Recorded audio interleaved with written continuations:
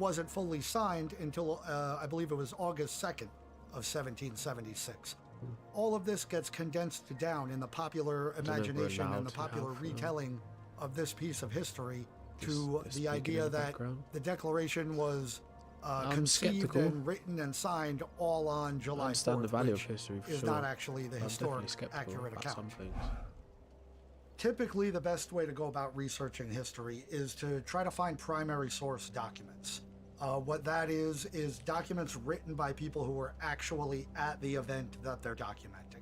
Otherwise, you know, it's kind of like you're playing a several hundred years long version of that game Telephone.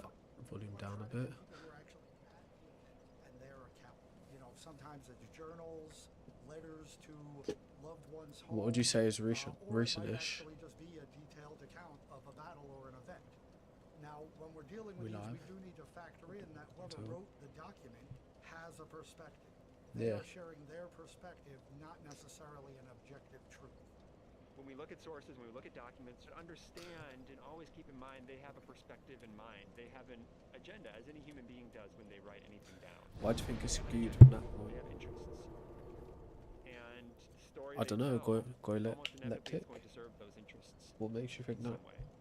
In one of my own documentaries, I guess we'd have a biased perspective if you live in the West like I do, so maybe. But obviously, it can't be true. Contradict each other. So, you know, To hold that opinion would be kind of ignorant. And each one of those sides has yeah, that's a good point. Good guys won every war. Perspective of the events, and they want to obviously make their side look good. Very few people are going to portray themselves as the villain in a story. True. This horrid scene of blood and slaughter obliged our officers to apply to the officers of the French Guard for protection, which they refused. The French were not by any means indolent spectators. One of our sergeants, who had opposed himself bravely to their violence, was struck to the earth by the blow of a spear. Another thing to take into account is that historic accounts, you know, first-hand accounts by people at, you know, maybe the Civil War or something like that, are often written after the fact, sound quality. Days or even years after the events that they are recording. Written history is what somebody recollects. Oh, that reminds me of a certain set of history. Become muddled in time, and sometimes even merged in other people's recollections. So it's not easy to rely upon a single account of an event. Oftentimes that is the case that you have to, because there's only the one account that you can find. That certainly is one of the benefits of having the internet, because there's just so much more information that is I don't know, it's loud, but okay, we'll find out. Through the internet, that when I started my detailed research of this topic in the early 70s,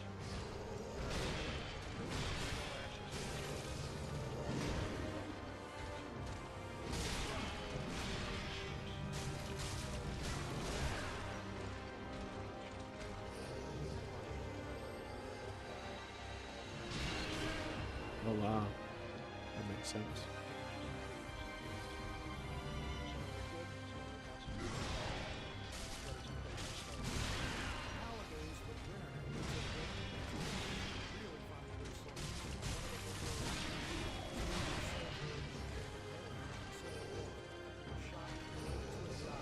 Oh, he's dirty, bro.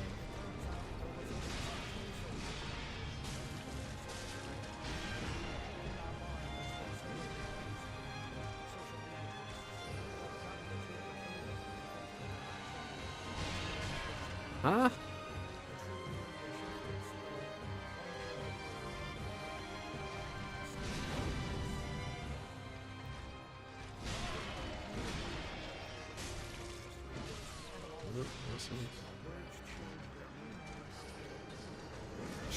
Sha. Which could also be described as a hatchet or a small axe. In colonial times, that isn't what a tomahawk was at all. I first came across this curiosity when making my Siege of Fort William Henry documentary. Let's turn the I TV was down. including this quote in the film. Early this morning, we were ordered to prepare for our march. We found the Indians in a worse temper, if possible, than last night. Everyone had a tomahawk, Pull the wire hatchet, down. or some other instrument of death. I thought it was strange that that historic quote said a tomahawk or a hatchet, since both basically describe a small axe. Then I came across this quote from 1723, written by a French Because we're on Jesuit Shadowban time who again. described what a tomahawk looked like.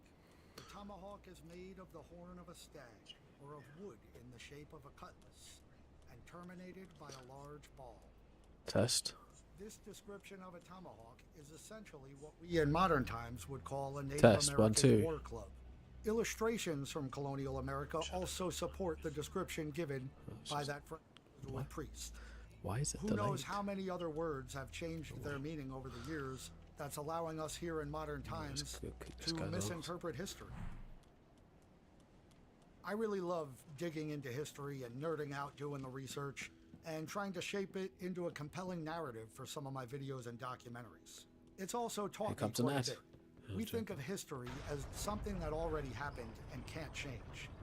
But it does change, or at least our understanding of it. New documents are often uncovered, and old documents are often looked at in a new light or with a better understanding. Maybe, as I mentioned, we understand the old meaning of a word better and go back and revisit documents that have already been known about. Wait, Or how can that be perhaps a so new loud when document I've got it turned sheds down? light on an older document.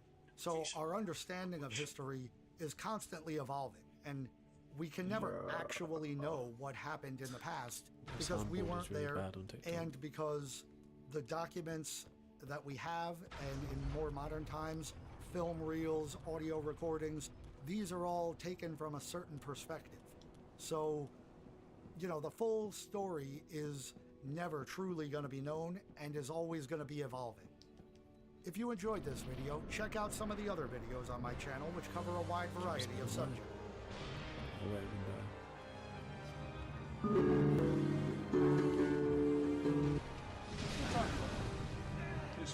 Huh? Ah, alright. We're watching that time, bro.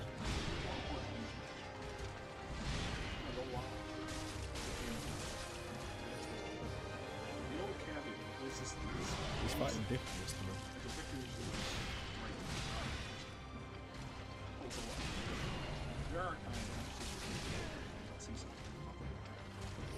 Barely hear this guy.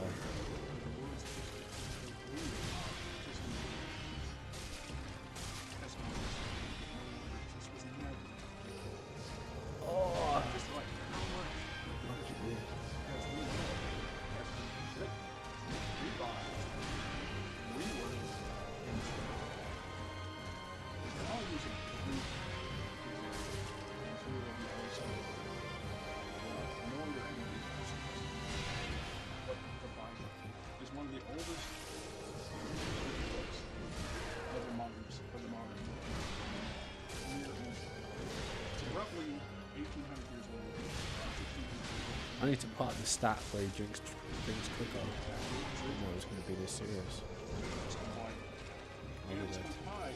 Most of the stories in the Bible, most of the books, Mark, Matthew, Mark, John, Corinthians, all these are based off of Yes, boy. It's going to be a second phase, surely. that predate this. What's up, bro? Compilation of the Bible.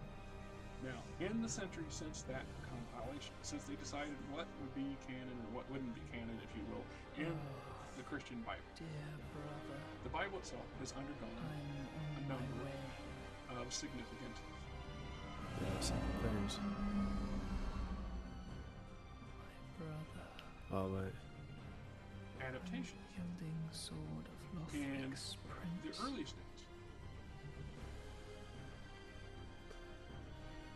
Rise if you would, for that is our curse.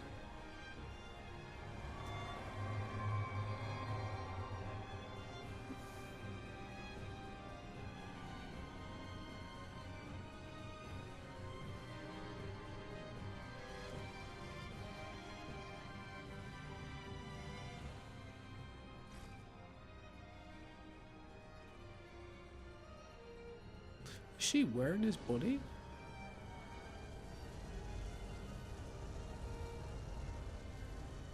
or were they going to take some liberties Okay, we're in trouble now.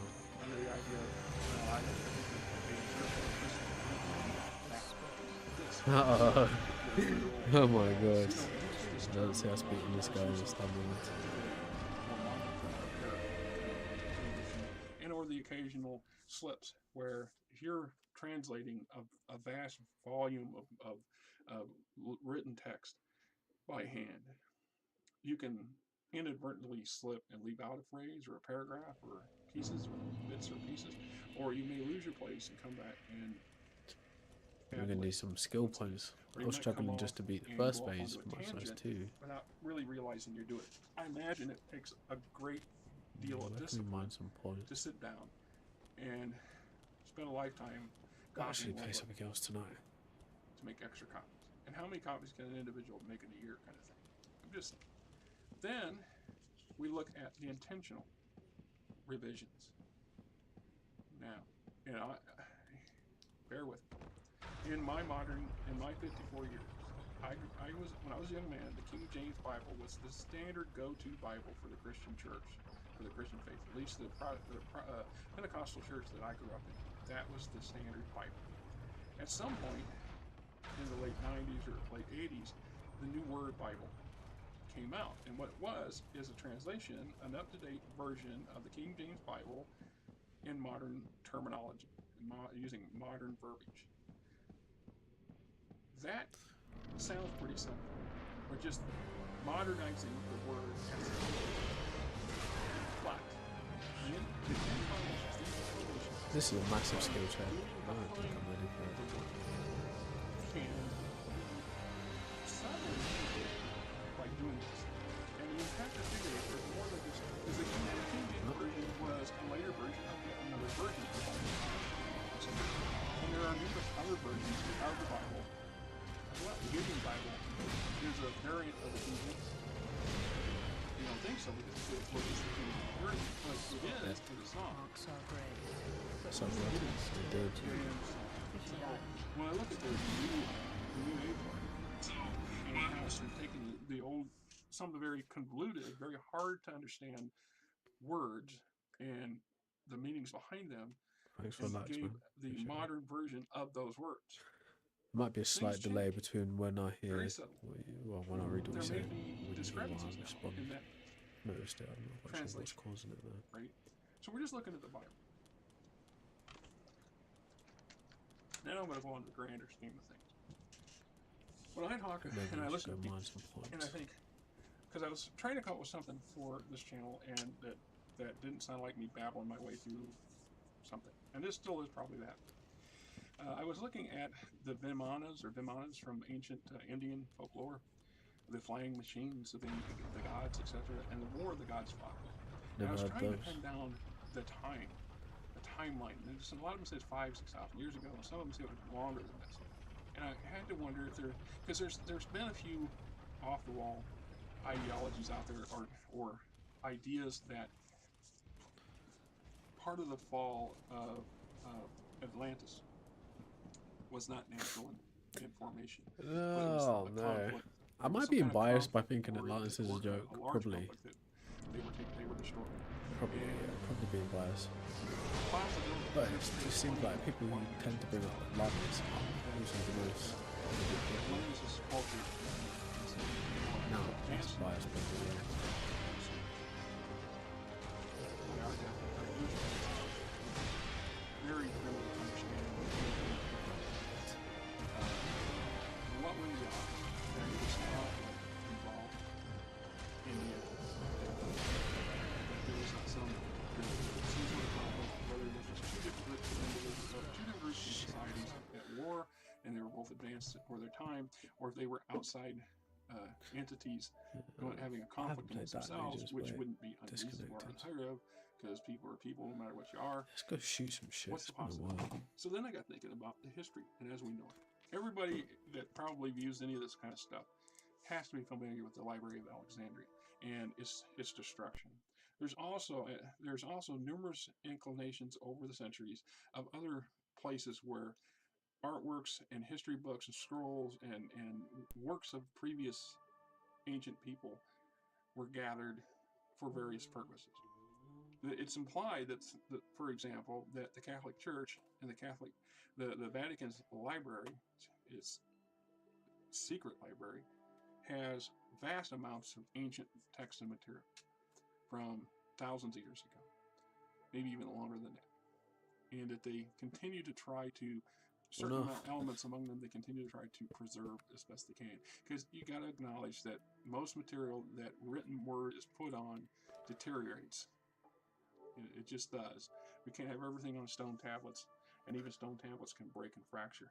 So anything that was produced after the stone tablet using parchments or paper-like products or skin or whatever, that stuff's all prone to insects and age and material degradation, whether the material itself rots away or becomes intangible. The ink or the material used to actually write the words on the pages itself deteriorates and fades away. Why are we so far Then behind? there's the wanton, purposefully destroyed material. What's up, Ghostface? So in history, as recent as the Second World War, Yep. and even more recent times, here in America, when we had something called the Satanic Panic, where there was this attempt to actually erase certain types of literature from the libraries of the country. What does that mean? There's always been a human element that does not agree with something in the history books, and they want it removed. And is how arrogant and how foolish is that in your thought? In my thought, I look at it and I think it's bad enough that age takes its toll on any kind of written material. That everything's suspect. Anything that was copied from previous editions of something is potentially suspect because of numerous ways, as I've already listed, of that being changed. Then there's the intentional changing, where religious organizations, when the conquistadors scoured Central America, amongst them were members of the clergy, and those clergy went out of their way to destroy a lot of material that they thought was blasphemous or heretical or just bad ideas. How much was lost? How many sciences, how much knowledge did our ancestors gain and lose and regain and lose and regain, and each time being slightly different from the last. How did you find it? So we look at modern day, and we talk about the current political system in America, where you can't really trust the people you're supposed to trust. There was a time when the media was the media, still playing with the broken controller, the press so there's no, was very adamant about purity, that they would only report as it was, not as we want it to be. They didn't take sides as much as possible, because it's impossible for humans to not have their own personal views and opinions and agendas, and not have them affect themselves. God bless you that you can, if you can truly stay that in your foreground. But now everything's fake news or questioned news. Somebody says something and 10 other people come up and say, oh, that's not how it was, or this is how it is, or they're wrong, et cetera, et cetera, et cetera. So, how much of the ancient history, as we know, I've never watched Breaking Bad myself, so I don't even know. How much I've seen things clips we of it, take for granted as absolutes. Never watched the show. And I see this in geology, in archaeology, a lot. Right, let's see if someone else. Well, don't know if I can listen to Ted on YouTube. Ted would probably get flagged. Can you trust anything he wrote? Who is that? Press cross button to start. Cool. Huh? Alright, what's this? Pretty chill so far, man. How's yours? Introduction of equity and trust. That should be fun.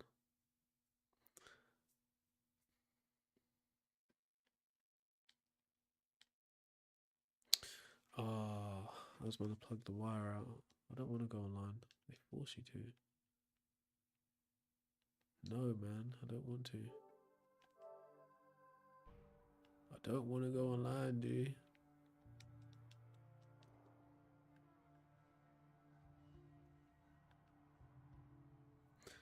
True, that's a good question, X. That's a good question.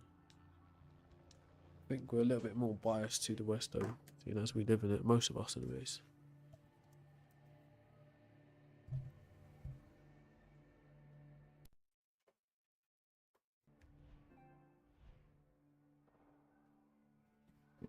To plug the damn in and out just to play the game. 9. Forcing me. The Rashomon effect. See, Darlin was found. might flag us. Hopefully not.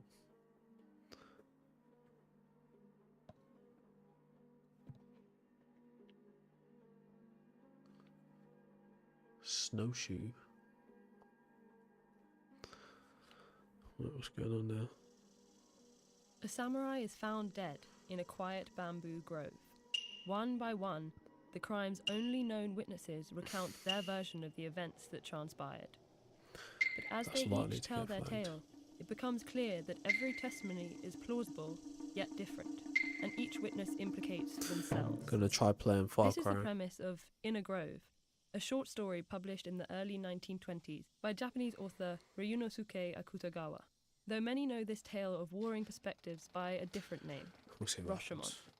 In 1950, Japanese filmmaker Akira Kurosawa adapted 2 of Akutagawa's stories into one film. This movie introduced the world to an enduring cultural metaphor that has Music is free. transformed our understanding of truth, justice, and human memory. The Rashomon effect describes a situation in which individuals give significantly different but equally conceivable accounts of the same event. Often used Feels to so highlight weird. the It's been a while since I've played unreliability a of shooting game. eyewitnesses, the Rashomon effect usually occurs under 2 specific conditions. The first, there's no evidence to verify what really Too happened. quiet too. And the second, there's pressure to achieve closure, often provided by an authority figure trying to identify the definitive truth. But the Rashomon effect undermines the very idea of a singular, objective truth. In the source material, Akutagawa and Kurosawa use the tools of their media to give each character's testimony equal weight, transforming each witness into an unreliable narrator. Without any hints on who's sharing the most accurate account, the audience can't tell which character to trust. Instead, each testimony takes on a truthful quality, and the audience is left doubting their convictions as they guess who ended the samurai's life.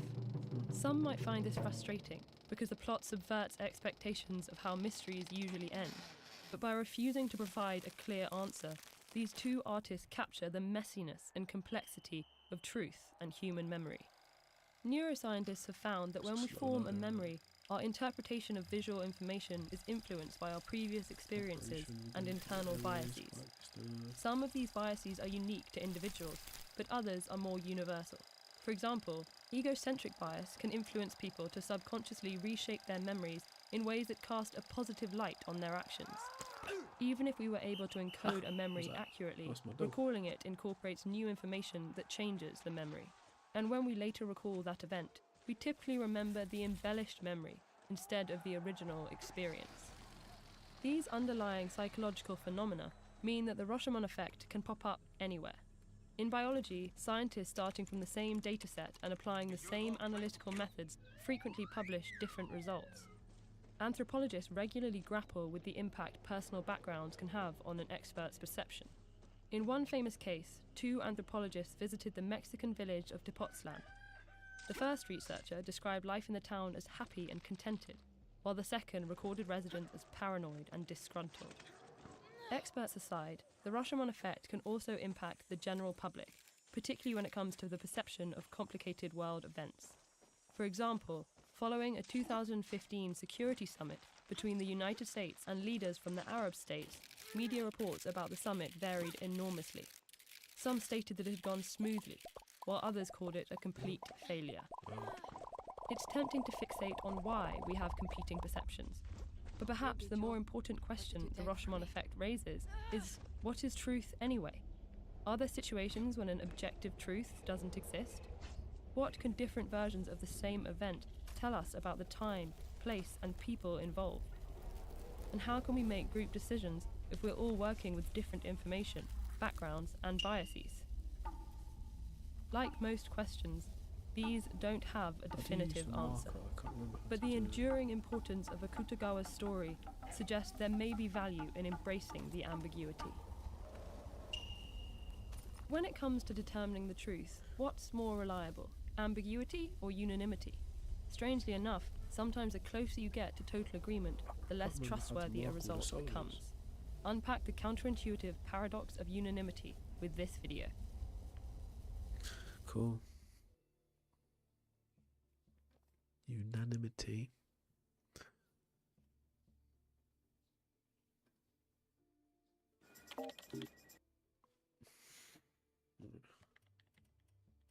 Show me the buttons.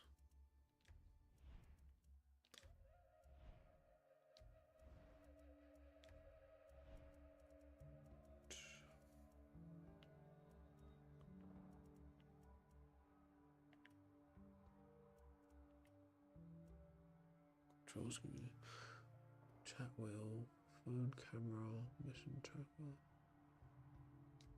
That's the one I want up. You're a sociologist out somewhere in the field doing an interview, and you start to realize the person you're talking to, this guy, he's not telling you the truth. In fact, he might even be lying. What do? This is a very basic, a fundamental problem with qualitative social science that You know what, every this field piece of the researcher map will at some actually point reminds me of have to Dying fix. Light The people 1. that we interview, live with, and study sometimes don't It's tell us the almost truth, or at least give us exact biased same and piece, isn't it? self-motivated accounts of their beliefs and actions. Now, the methods of anthropology and qualitative sociology rely on observation and good faith conversations with informants. So what happens when our informants give us incomplete or inaccurate information? Are our results equally inaccurate? Is anthropology doomed? Well, if it is, it's not because of that. One of the first things we learn is the importance of triangulating data. When you're talking with someone about what they think about an event like a public ritual. About to get a truck pulling If we up. want to understand that ritual in a larger context, we'll pose similar questions to other people in order to understand the ritual more holistically from multiple different perspectives. When we do that, we're interested in how the different accounts converge and complement one another to form a cohesive cultural narrative, but also the ways in which those accounts diverge, providing conflicting or even contradictory interpretations. And in this episode of Off the Shelf, I want to talk about that divergence, why it's not actually a problem for a lot of qualitative social science, and some of the ways that you can creatively incorporate biased and conflicting interviews into your research. And to do that, I'm going to talk about one of my favorite films of all time, Akira Kurosawa's 1950 masterpiece, Rashomon. Officer.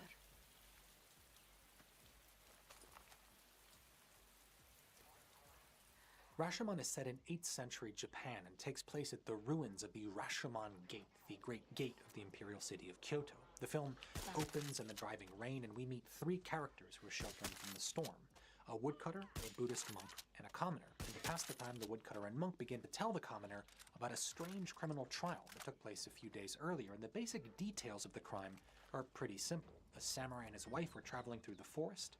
They encountered a bandit named Tajumaru, played by Toshiro Mifune, one of his weirdest roles ever, who captured the samurai, attacked and sexually assaulted the woman, and stole the samurai's sword. And at some point in all of this, the samurai was killed, and the criminal trial is devoted to discovering the killer's identity and motivations. What disturbs the woodcutter and monk, though, aren't the details of the crime, the murder and sexual assault, but instead the testimonies that they hear from everyone involved, from the bandit, from the woman, and from the dead samurai himself, whose spirit is channeled by a Shinto medium. And each of these 3 gives a radically different account of the same basic event, so much so that each character claims that they and they alone committed the murder, or in the ghost samurai's case, committed suicide. And as we watch all of this through a series of equally plausible flashbacks, the question is put to the audience: which one of these characters actually killed the samurai, and why? Now, I am leaving out a 4th account, the personal testimony of the woodcutter. It later turns out that he was an eyewitness to the whole crime, and towards the end of the film, he tells the monk and commoner what he saw, but his account is so different from the first 3, and it turns out might be motivated by concealing a crime of his own, that we're left in the same position as before. Even in light of eyewitness testimony, we have 4 equally plausible contradictory narratives and too little evidence to favor one over the others, and that's where the film leaves the audience. There's no resolution, no dramatic denouement where the villain shouts, "You can't handle the truth," and puts the pieces together for the audience. At the end of the film, we're left just as clueless as the commoner, who complains that the more he hears about the crime, the harder it becomes to understand what actually happened. Film historians Blair Davis and Jeff Burnham note that on a first viewing of Rashomon, audiences tend to begin the film by accepting the first account of the murder that they hear. They take the testimony of the bandit at face value, but then as the film goes on, the audience takes an active role in drawing their own conclusions. They tend to reject each of the four narratives and create a fifth, subjective and non-diegetic method, a kind of headcanon that solves the mystery to their own satisfaction. In short, in light of the conflicting narratives and the lack of satisfactory resolution, audiences are compelled to either consider the philosophical ramifications of the lack of resolution, never knowing the truth, or they feel compelled to mediate the varying accounts into their own fifth, ostensibly truer version of events. And in many academic fields, including film criticism, anthropology, and sociology, we call the coexistence of multiple contradictory point of view testimonies the Rashomon effect. And in social science research, the Rashomon effect can influence scientific observers in the same ways it influences the film's audience. In similar situations, we can sometimes feel compelled to uncover or even create the truth by interpreting and combining multiple contradictory narratives. And the thing is, in qualitative research, it's always great to just be able to open up your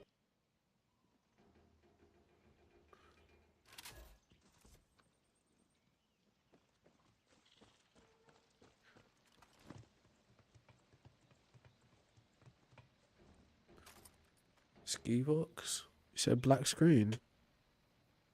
Really?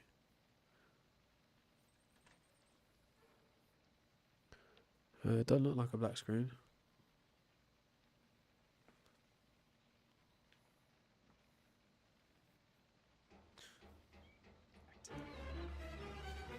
is a trap. In fact, it's an epistemological trap that's very easy to fall into, particularly for novice researchers. I got YouTube when you're music new to instead. qualitative research, the Rashomon effect is a And to tangible. be fair, I really don't In mind. field work, you The will hear creators get some contradictory money. narratives. I get some Sometimes content. informants lie, they omit Yeah. information, or they give biased and conflicting accounts of their actions and beliefs. And when that happens, researchers sometimes feel compelled to figure out the truth with a capital T, to gauge which informants are being truthful and then reject the accounts that they think are untruthful Do or they? given in bad faith. And So I don't from know a if that's positivist true. perspective, that makes a lot of sense. In fact, They might as a get a quantitative percentage, method, not necessarily it's the called same they data would have got cleansing, from the the ad. process of detecting and removing inaccurate or corrupt data from your red and records 10 out of every to radio present an objectively more accurate representation of whatever it is that you're studying, which is great as a form we're of done here. quantitative analysis. But qualitative methods in anthropology and sociology, things like ethnography, for example, evolved to see the world in a completely different way from their quantitative counterparts. And this is why the Come Rashomon to effect YouTube then, is an epistemological Fox, or problem, come to that TikTok. relates to studying the limits of human knowledge.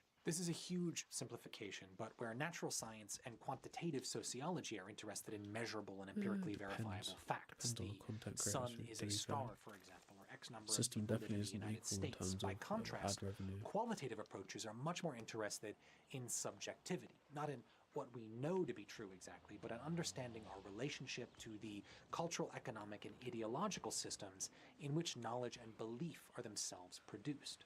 Circling back to Rashomon and the Rashomon effect, we can now begin to confront the epistemological problems posed by the film from a qualitative research perspective. And with that lens, as strange as it may seem, solving the mystery of the samurai's murder and uncovering which characters are lying or intentionally distorting events is a second-order problem at best. It certainly wouldn't hurt to know, of course, but a good qualitative researcher wouldn't approach the criminal trial or the film's character interactions with the goal of uncovering an objective truth. To paraphrase Fisher and Monahan, rather than 3 ads in a row. invalidating or cautiously tolerating data Where, on derived the video I'm from staged watching, or performances the video, unreliable or narratives, this live stream? qualitative researchers embrace that kind of data, not as a representation of any singular truth necessarily, but as a rich symbolic text that lends itself to multiple interpretations and gives us critical insight into the cultures that we study. So rather than focusing on which I narrative was most saying closely yesterday, I truth wasn't really getting or ads when how I was we could listening to adapt music. the conflicting narratives to tell our own truth, a qualitative researcher would ideally respond to the Rashomon What's on effect VR? by using the What kind of absence VR of we talking verifiable facts and the multiplicity of conflicting narratives to deepen their understanding of the cultural context in which the crime was committed. If we were interested in studying gender, for example, we might ask how sexual violence is framed and perceived differently by each character in relation to the legal framework of the trial. And we would then use the conflicting accounts to help us understand different perceptions of gender How can I and rate your sexual output? assault in the film's story world. We might interview the characters and their close acquaintances to learn more about their understanding of consent and gender roles, or conduct ethnographic research to deepen our own understanding of gender and sexuality in the cultures and I haven't actually subcultures tried in it question. myself yet, That would you know, be so I a don't know. gender-oriented reading of the crime. I've not But we tried could just as VR easily yet. shift our research to focus on social stratification and class, or the no. mediating role of social constants send like links. shame and honor in each narrative and their relationship to the ideological and social systems in which the characters live.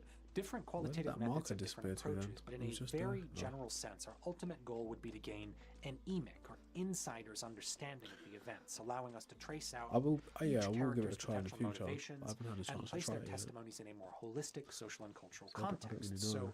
where quantitative approaches would provide us with factual idea data, sounds great. X number of people were killed this year outside How of it the actually is to Rashomon play Gate. it, I don't know A yet. I'd qualitative like to try approach one of to the those film's events fully would put those immersive stats ones where it's in a got like the meaningful little dish you cultural can do context, running on helping all us that stuff. demonstrate the complexity of intersocial interaction and radical human subjectivity. Now, I don't want to suggest that all bad faith interaction provides usable data. It doesn't. And the only way to really gauge where the line between rich cultural text and unusable data is Marking it on your map for you. Thanks. is for researchers to get out into the field themselves and learn to weigh the relative merits of different testimonies in relation to their research topic and methods. Also, none of this should suggest that qualitative social science is uninterested in empirical research or objectively verifiable facts. We are. I mean, I certainly am, but an understanding of that information tends to form our edict, or outsider's scientific perspective of the events and topics that we study. And I don't unless know if that we're accent is doing offensive applied or not. research, we put on a very different hat when we do qualitative It seems a field bit work. forced, So, doesn't it? if you're interested in anthropology and sociology, always consider what the best methods would be for your particular research situation. And if you're doing qualitative field work, don't forget your hat. And as always, never stop learning. Wait.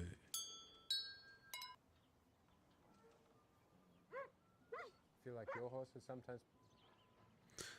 I don't own horses. It's cool that you think I do now.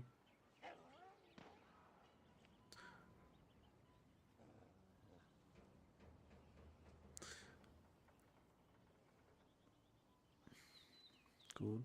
Welcome to part 2 of our video on the top 10 most relevant Giving this guy impactful max theories in the use. social Max sciences. Now, if you ammo. clicked on this and didn't see part 1, then I suggest that you go back and watch that first so you don't miss numbers 6 through 10. And for the rest of you, I'm gonna back. get It's out there? definitely not 2 weeks later, and I'm definitely not wearing the same shirt for continuity purposes, but I do have a fresh cup of coffee, and I'm ready to go through the top 5 theoretical movements that every student in the social sciences should know.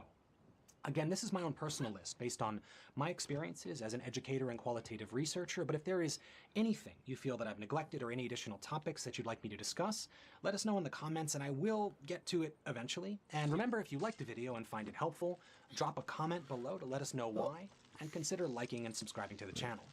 Number 5 on our list is Marxism. Now, in the broadest sense imaginable, Marxism is a conflict-oriented economic interpretation of history based on the works of Karl Marx and Friedrich Engels that developed really into 2 separate traditions. One political, which aimed to overthrow capitalism in favor of some form of communism, and the other academic, which is much less politically oriented and exists as a form of criticism, an analytical method and theoretical lens that we use to discuss everything from literature and architecture to race, gender, Wait, and did we political even need to economics. do that? Now, What why was is the- Marxism conflict-oriented? Well, in their reading of history, Marx and Engels focused on technological innovation and class conflict as the driving forces behind social development and change. And this is a huge simplification, but they argued that all societies move through 4 stages: primitive communism, slavery, feudalism, and capitalism. Each of those stages is characterized by distinct technological modes of production and the potential revolutionary forces created by the tension between the wealthy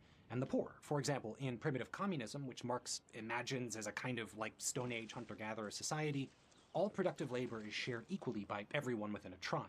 Over time, though, technological innovation, like the domestication of animals and agriculture, leads to more specialized forms of labor, which creates a class-based society. Some people eventually end up having it better off than others and then create laws to keep themselves in power. That results in class conflict, which benefits those in power, Sounds leading to familiar. the development of new forms of social organization. So the development of new technology exacerbates class conflict, leading to revolutionary change. Now, in Marxist cultural theory, this interpretation of history was combined with a structural model that divided these societies into 2 parts in order to better understand and analyze them. There is What? That the wasn't base enough. or infrastructure of society, which is composed of the technological means of production, things like industry, land, natural resources, and so forth, as well as the social interactions that relate to economic production, the conversations that you have while buying and selling goods and services or commodities and real estate, whatever. Every social interaction you have that relates to economics. The base supports and is ideologically influenced by the superstructure, the media, the education system, religion, politics, and law, the cultural institutions that inform our identities. In classical Marxist theory, these two things, the base and the superstructure, exist in a constant dance of mutual influence and support. And historically, in Marxist sociology and anthropology, what authors did was apply these different models to different societies using a method that we call Marxist dialectics, which means essentially trying to understand one group in terms of its conflicting interests with the different group in society.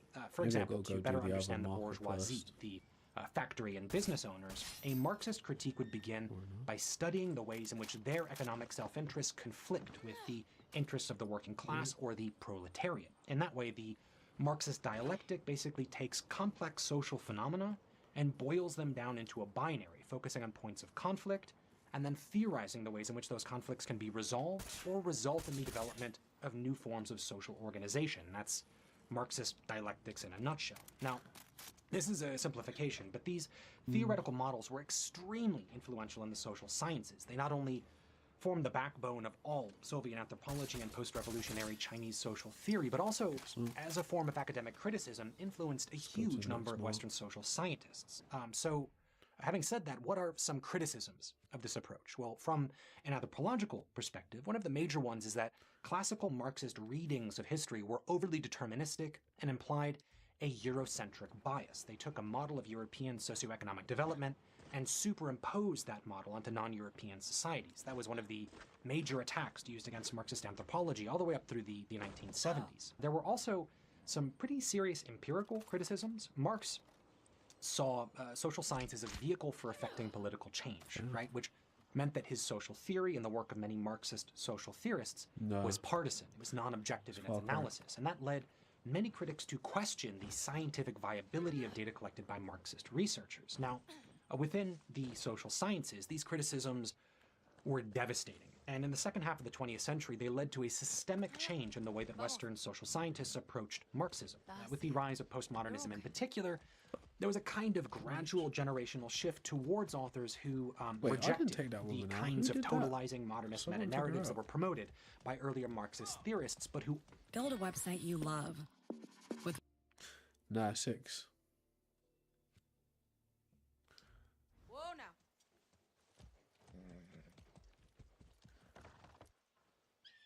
In Marxism's emphasis on ideology, power, oppression, and in its economic critique of capitalism, in those things, they saw a powerful theoretical tool for studying contemporary liberation struggles. Authors like Judith Butler, Alain Badiou, Slavoj Žižek, and Axel Honneth, to name a few, have selectively adapted and reimagined aspects of Marxist theory and dialectics to study issues like race, gender, labor conflicts, trans rights, and national and religious minority identities. And that's how I would recommend that you understand Marxism as a form of academic criticism today. A diverse theoretical movement with a troubled and complex past that re-emerged as a profound critique of capitalism and the ways in which capitalist modes of exploitation are mirrored in liberation movements around the world. Number 4 on our list is critical theory, which can mean two different things. On the one hand, the term critical theory is often used in a narrow sense to refer to several generations of social theorists in a Marxist tradition called the Frankfurt School, which began in the 1930s with the German author Max Horkheimer. But the term is also used in a much broader sense to refer to forms of social philosophy that use aspects of Marxist theory in order to critique and challenge power structures. And in that second, broader sense of the term, there are many different critical theories, from critical historiography and critical cartography to critical race theory, which is probably the most famous. And all of these explore the ways in which ideology becomes embedded in social and political institutions and comes to influence and dictate our behavior and beliefs in society. And by studying or deconstructing the historical development and origins of those ideologies, critical theorists attempt to use academic scholarship to affect what they see as positive social change. So Critical theory is both an analytical method adapted from Marxist historical materialism and, depending on how you look at it, also a form of political action. Now, one of the main tenets of critical theory, as articulated by Horkheimer writing in the 1930s, is that social science, unlike natural science, is never politically neutral.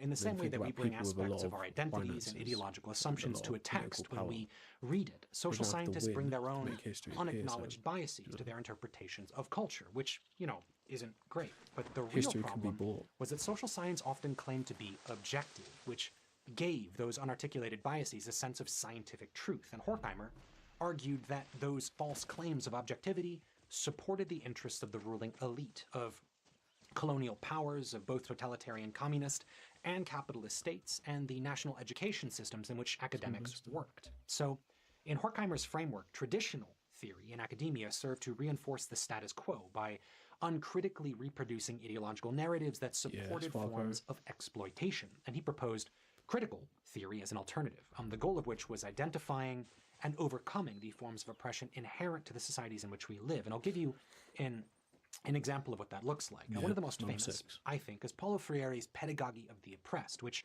applies critical theory to the study of education. And writing in the 1960s, Freire critiqued the traditional educational model in which the teacher is an unquestionable authority figure who transmits knowledge to the student, and the student's role is to passively receive and memorize everything that the teacher says in the classroom. Freire argued that that traditional model of education supports the development of anti-democratic authoritarian politics because, at a very early age, students learn that they should be passive, that they should avoid asking questions, and that they should always accept and do what they're told.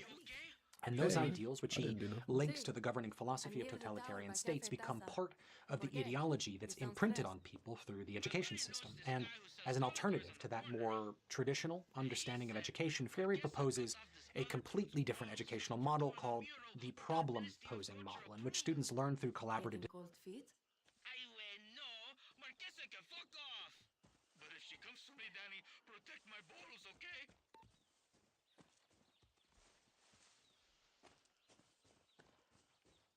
discussions moderated by teachers and are encouraged to constantly question the sources of information that they are given in the classroom. And the idea is that by internalizing the value of collaborative learning and questioning authority, education as critical pedagogy can help build stronger democratic institutions and push back against authoritarian, anti-democratic politics as a form of counter-ideology. And that's the structure that a lot of critical theory follows, problematizing traditional social institutions, exploring how they can potentially contribute to oppression or exploitation, and then proposing alternatives that build on progressive understandings of democracy. I'm not gonna lie, I use Grammarly.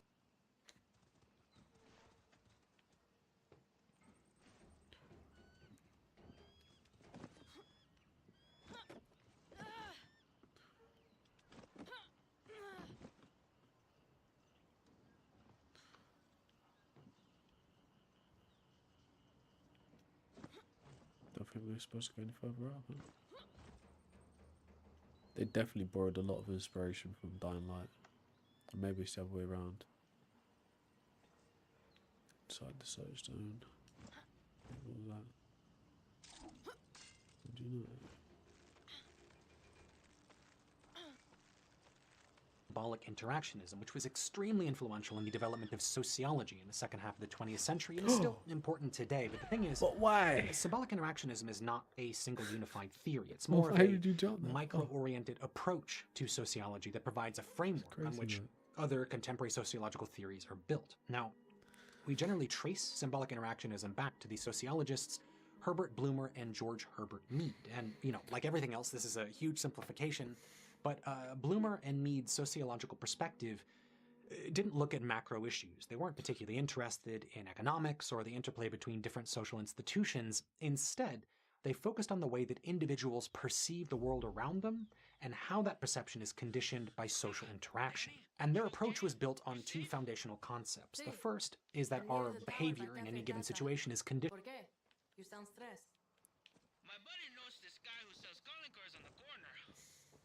He said Marquesa cut off this other dude's balls for doing a mural without Ministry of Culture approval. Getting cold feet? No, Marquesa can fuck off. But if she comes for me, Danny, protect my balls, okay? Conditioned primarily by our beliefs about reality, in particular the subjective meaning that we ascribe to the individuals and objects around us in society. And the second is that that subjective understanding of the world is derived from social interaction. For example, think of a very simple wooden cross. On a basic level, right, a cross is just two pieces of wood, but it obviously carries a very significant symbolic meaning for Christians, more so, for example, than Hindus or Buddhists. So the way that people interact with a cross depends upon the subjective, culturally informed meaning that they ascribe to it as a symbol. And that subjective meaning doesn't appear out of thin air. It emerges through constant social interactions and affirmations. Having Christian parents, or having a lot of Christian friends, or going to Catholic school, for example. Over time, those things gradually contribute to the development of a personal sense of symbolic meaning, which, in the language of symbolic interactionism, is socially constructed. And later generations of theorists expanded upon that understanding of the social construction of reality, applying it to just about everything imaginable. Most importantly, though, in my opinion, the ways in which informative aspects of our identities, things like ethnicity, gender, and class, are understood and symbolized differently in different cultural contexts. Now, what are some criticisms of symbolic interactionism? Well, the main one actually comes from within sociology itself. Researchers that apply symbolic interactionist thinking use qualitative methods. They focus on one-on-one interactions or on small groups of people, and they often don't have the macro-oriented, almost mathematical perspective that you see in quantitative approaches to sociology.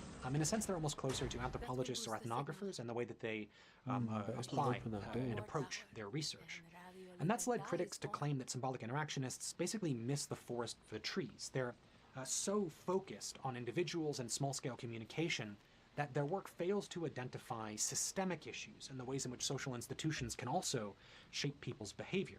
It's also been criticized by more quantitatively oriented researchers because it focuses on subjectivity, on what individuals think about the world, and doesn't really offer an all-encompassing theory of the way the world is, aside, of course, from the idea that our perception of reality is socially constructed. Now, personally, I dislike these criticisms because I think they actually highlight the strengths of the theoretical movement rather than speaking to its weaknesses. And in any case, no one approach to social science has to propose a totalizing meta-theory that encompasses a society in its entirety. I think by simply focusing on one-on-one interactions and the ways in which we develop and interact with our own symbolic worlds, within sociology, symbolic interactionism provides, I think, a necessary qualitative counterpoint to more data-driven quantitative social science. But whether or not you agree with those criticisms, you'll find symbolic interactionist thinking in a lot of sociology, in grounded theory and Goffman's dramaturgy or social constructivism, and even in entire disciplines like the sociology of emotion. In all of those things, symbolic interactionism is extremely important, but if there are any students out there, I would offer a word of caution. It's important to remember that microsociology is often at its strongest when it's put into a larger context and supplemented by forms of quantitative data. Before Upland, one of my teachers told me that, maybe you're just a C-grade student. Number 2 on the list is feminist theory, which refers to the ways in which feminism as a political movement has influenced the theoretical and institutional development of different academic disciplines. And in the humanities, the fields that are most influenced by feminist scholarship are probably anthropology, sociology, art history, women's studies, obviously, and literary criticism. And what people sometimes fail to understand is that feminist scholarship in those fields does much more than promote women's interests. It also offers critiques of gender as a social construct, of gender politics and power relations, and most significantly, I think, provides a framework for understanding gender-based inequality in different cultural contexts. And one of the easiest ways, or at least confrontational ways that I've found to introduce feminist theory is Edwin Ardner's concept of mutedness, or muted group theory. Back in the 1970s, Ardner, who is a social anthropologist, argued that the dominant group in any given society generates and controls what he called the dominant mode of expression.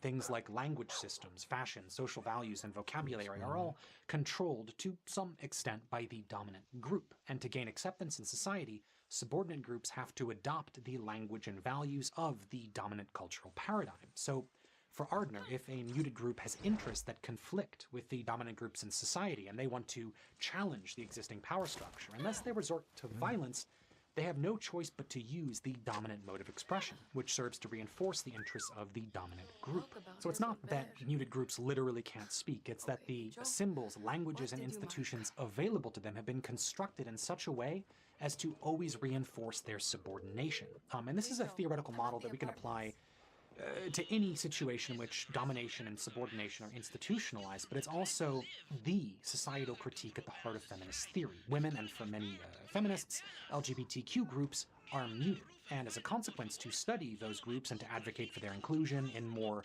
egalitarian institutions, feminist theorists had to create new vocabularies, new theoretical perspectives, and research methods that responded to the needs of their respective disciplines. And because of that, feminist theory really evolved differently in different branches of the social sciences. Feminist archaeology looks totally different from feminist literary criticism, which shares relatively little with feminist economics, for example. Despite that heterogeneity, though, feminist theorists have made transformative contributions to social science that extend beyond their disciplines to challenge the ways that we think about human beings and our history. And I might be making some generalizations here based on my background in anthropology, but just off the top of my head, I can think of at least 4 major innovations that you should really know. The first is from feminist archaeology. Feminist archaeologists like Eleanor Rowell and Margaret Conkey in the 1970s and 80s built a huge body of work that showed how earlier generations of archaeologists had taken modern Western gender roles and projected them onto Paleolithic and Neolithic societies. And that resulted in a totally skewed perspective of human evolution that not only focused on men, but also marginalized or completely ignored the role that women played in our early societal and cultural development. And, you know, from a scientific perspective, that ain't great, right? The second is more rooted in history and sociology, and that's the impact of feminist thought on social constructionism, which lends itself to critiques of ethnicity and class, but which, thanks to feminist theorists, was also extended to a critique of gender. There's a common and mistaken notion that our current normative gender roles are inherently human, that they're part of some kind of natural law. But historians, sociologists, and anthropologists have repeatedly demonstrated that human perceptions of gender have not only changed radically over the course of history, but are also socially constructed. Gender is understood and performed differently in different cultural, social, and historical contexts.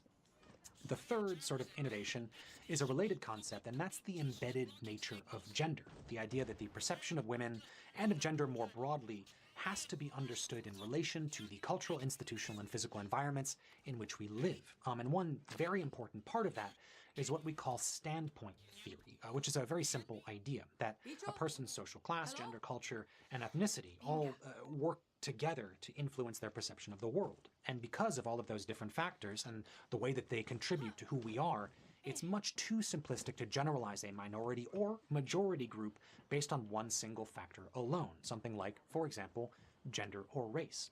Researchers using standpoint theory like Martin Nakata and Sandra Harding were part of the vanguard that argued for more inclusive representation of minorities within academia itself. Which brings me to my fourth sort of major contribution, and that's that a lot of feminist theory does have an applied and politically partisan motivation. It's interested in creating diverse learning environments in which marginalized groups gain not only representation, but also play a role in what's taught in schools and universities. And that's made feminist scholars natural allies with or post-colonial theorists, with subaltern studies and indigenous studies, as well as other fields that focus on historically marginalized or muted populations. And those disciplinary alliances have changed and continue to change the way that social science is taught and represented in universities around the world. Hundreds of thousands of children in Gaza are still hungry, injured, and traumatized. Before I go on to discuss number one, I want to do a few honorable mentions. I had considered things like gender theory, decolonialism and post-colonialism, semiotics, subaltern studies, the list goes on, but all of those are either too heterogeneous, too peripheral, or can be discussed within the context of another broader theoretical movement like post-structuralism or feminism, for example. So none of those specific things made it on my list, but what did, and is at my number one spot, is intersectionality or intersectional analysis. Intersectionality refers to both an analytical method and a group of related social practices that are built on one very basic observation, that everyone, every individual can experience discrimination in different ways, and that to understand and fight against forms of discrimination, we have to consider every potential factor that can contribute to the marginalization of individuals in a particular cultural context. So intersectional analysis focuses on how the perception of things like gender, ethnicity, economic status, citizenship, sexual orientation, and physical ability come together and form our social identities and potentially form intersecting axes of oppression. Let me explain. One of the best ways that I found to explain what intersectionality does is a food analogy. Imagine, if you will, a pizza with a bunch of different toppings. Olives, pepperoni, mushrooms, peppers, whatever. Every person who likes or dislikes that pizza will do so for different reasons, right? Some people might dislike mushrooms, some people love cheese and olives, and other people just simply hate pepperoni. So if we want to understand why people choose to eat or not eat our pizza, we have to take all of the ingredients into consideration. The toppings, the crust, the sauce, everything. And in this silly pizza analogy, what an intersectional analysis would do is build a model that assesses each ingredient and looks at how people respond to them individually and in different combinations. If some people are predisposed to like an ingredient, like cheese for example, it forms an axis of privilege. Pizzas with those ingredients will be the most liked, most eaten, most selected in our pizza shop. And if people are predisposed to dislike a particular ingredient, it forms an axis of oppression. Pizzas with those ingredients will be marginalized in our hypothetical pizza shop and won't be eaten as often. Now, if you swap out the pizza for a human being, if you will, the toppings would represent different socially relevant characteristics, age, ethnicity, gender, and so forth. And the resulting theoretical map that emerges from this allows us to better understand what combinations of variables inform the perception of our identities and how those intersect when we're discussing either privilege or oppression in a specific social context. And obviously, intersectional theorists aren't overly preoccupied with food. The theoretical perspective and method is most commonly applied in studying minority groups and how they can be subject to discrimination on both the micro level of intersocial interaction and the macro level of corporate or state institutional and legal bias. It highlights the ways in which dominant social narratives classify those groups, breaking those narratives down into intersecting axes in order to better understand and fight against them. So intersectionality acknowledges that individual forms of discrimination exist, and things like misogyny, racism, ageism, and ableism exist, but it's particularly interested in how those different forms of discrimination intersect to form new and complex social biases that are often difficult for us to fully articulate. Now, where does this all come from? Well, the term was introduced in the late 1980s by Kimberly Williams Crenshaw, who was working in the field of critical legal studies, and it was first used by Crenshaw and other North American black feminist authors to discuss the complex discrimination that African American feminist activists encountered in the 1960s and 70s in their engagement with anti-racist, feminist, and pro-union organization for workers' rights. And they found that each of these social movements elevated one category of analysis, or one axis, above and to the detriment of others. Race, for example, was central to early civil rights movements, gender was central to feminism, and class was central to the union movement. And because African American women were simultaneously black, female, and workers, they were often marginalized within social movements that focused exclusively on one single identity discourse. And over the last 30 years, intersectionality has grown beyond the context of identity discourses in North America, and you'll find it used and referenced throughout the social sciences basically anywhere that they're taught. It's particularly common in sociology and critical legal studies, which is the disciplinary crucible in which the theory was formed. But intersectional analysis has enormous potential and applicability in any qualitative approach to studying human interaction and forms of institutional discrimination.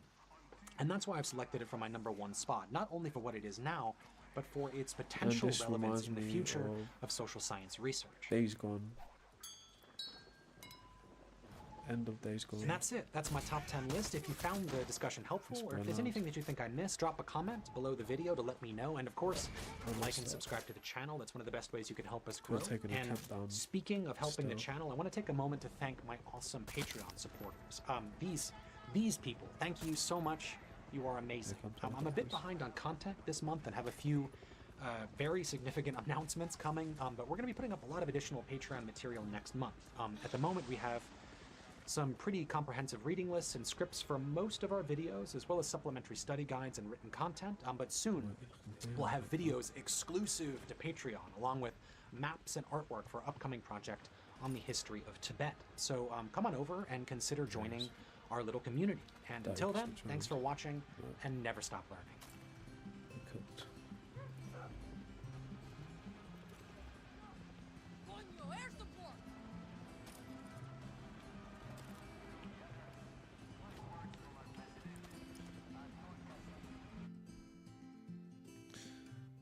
Enough. Have an idea.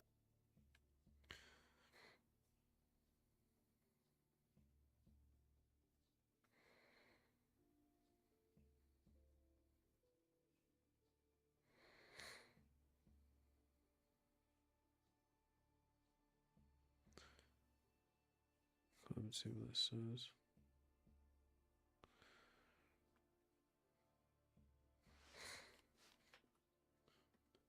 There's a clip of Julius Nyerere that lives rent-free in my mind. Development to us cannot be the building of a road so that we can point to a road and say, there you are. You know, at one time we had no road, now we have a road. That is development. It can't be the building of a building like oh my God. At one time we had no big buildings in Tanzania. Now we have big hotels. This is not what we call development. The more I listen to this video, the more I realize that Nyerere wasn't just talking about economics, he was talking about time. This is the colonial myth of development, the circle, not the line. We've been taught to think about development as a straight line, that you move from underdeveloped to developed. But that idea comes from a very linear, mechanical, and extractive understanding of time. One that measures life according to speed and progress.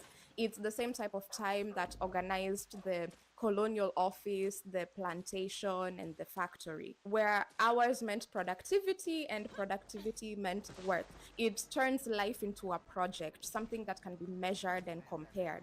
Some time ago, I made a video talking about the work of John Mbiti, a Kenyan theologian and philosopher who said that in traditional African thought, time is reckoned in terms of two dimensions. The first one being Sasa, the now, the recent past, and the near future. The second dimension being Zamani, the vast, endless past where all events eventually go on to settle. But the idea of a linear, abstract, infinite future in the Western sense doesn't really exist, or it only exists as potential time, because time only becomes real once it enters the Sasa and moves into Zamani, because time is relational, it's event-based, it has to be lived and experienced to be real.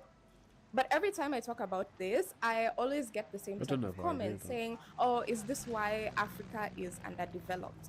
And every time I read this comment, I want to scream, because anyone who has ever read Walter Rodney's How Europe Underdeveloped Africa would never say such a thing. It's becoming more popular now as well. Rodney told us that Europe didn't develop while Africa stood still. Europe developed by underdeveloping Africa. Development and underdevelopment are not stages in a linear line, but they happen concurrently at the same time. One region's progress is literally built on the extraction and delay of another region. And so Europe's progress depended on Africa's dispossession. So when we all followed the same clock of progress, when we all used the same metrics of progress and development that was drawn from colonialism, the system is already rigged. We're still trapped in that colonial temporality where the North is ahead and Africa is somehow late. But of course, we can now see how that's not the case. And this hierarchy of time runs deeper than just economics. People like Ngugi wa Thiong'o and Frantz Fanon understood and told us that colonialism didn't just dispossess us of land or material things, but it was also, according to Ngugi, a cultural bomb. It also affected the imagination of the colonized. It replaced the Africans' languages and their temporalities with that of the colonizer. And so the very grammar of development is colonial. In order to decolonize time, we must therefore decolonize language. And Nyerere understood this through his philosophy of Ujamaa. Ujamaa means familyhood, and it envisions a different type of development, one that values relation over accumulation of wealth. So for Nyerere, development was about people, never about things. For Nyerere, development was about whether people are cared for, whether work is dignified, and whether people are living in balance and in harmony with each other and with the land. Because if your development depends on someone else's depletion, then clearly that's not development or progress at all.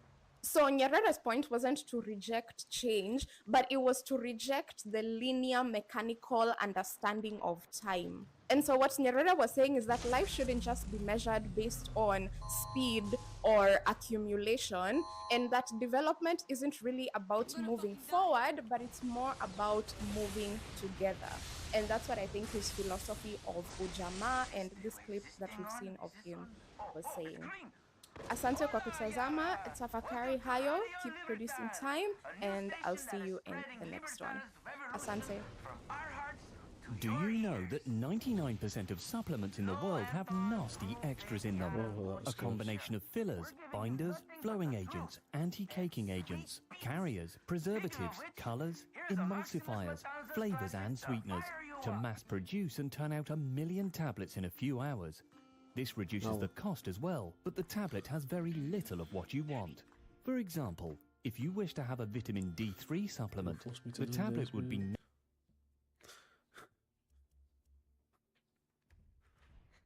How are we doing on time?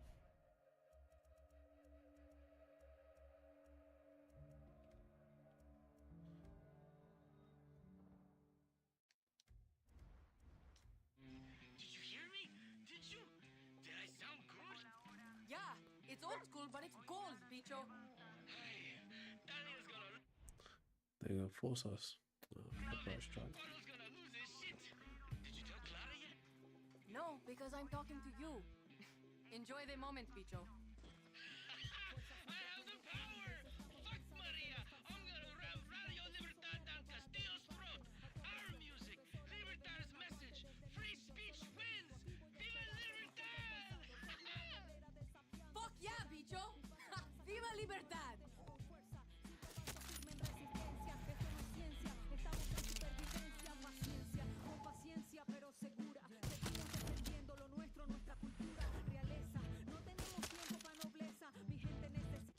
They're really forcing us to listen to this song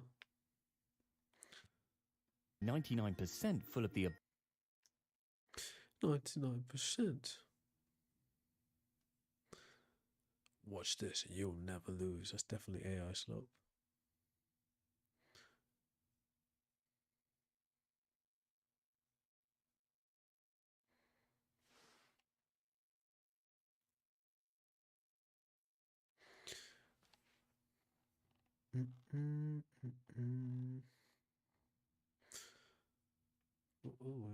What is emergence? You could try to say, well, if you knew all about particle physics and the theory of everything, then you could predict, a human being, but of course you can't. I suppose emergence is the question of how does this complexity that we see in the world emerge or appear from the simple underlying laws. In a sense, almost everything's emergent. I mean, clearly, we observe the universe at our particular scale, so sizes of things that we can see, and we're a particular size. Right. And so I suppose you could argue that everything that we understand and perceive as human beings is emergent, right? You could say that life is it's about information. It's really computing is what life is. Holy moly. So space-time is not fundamental. There's a deeper description, which is basically a network of qubits. So essentially, it looks like a quantum computer, but absolutely not to say that we live in a simulation. So there should be an energy associated with the wavelength that is a Planck length. Yes, and you find out that that energy density makes a black hole. Rob, I'm screaming. Tonight. I spy on my competitors every day over coffee. Let me show you what I do. So I use this website, similarweb.com. This is Star Talk. Neil deGrasse Tyson, your personal astrophysicist. Got with me Chuck Nice. Chuck-a, baby. Hey, Neil. All right. What's happening? So you know what we got today? Yeah. We got an old favorite. Yes, we do. God. Someone who is, I will say, just as popular in the world of science as you. No, he's way more popular. No, I'm not going to go that far. I'm sorry. I know he's here.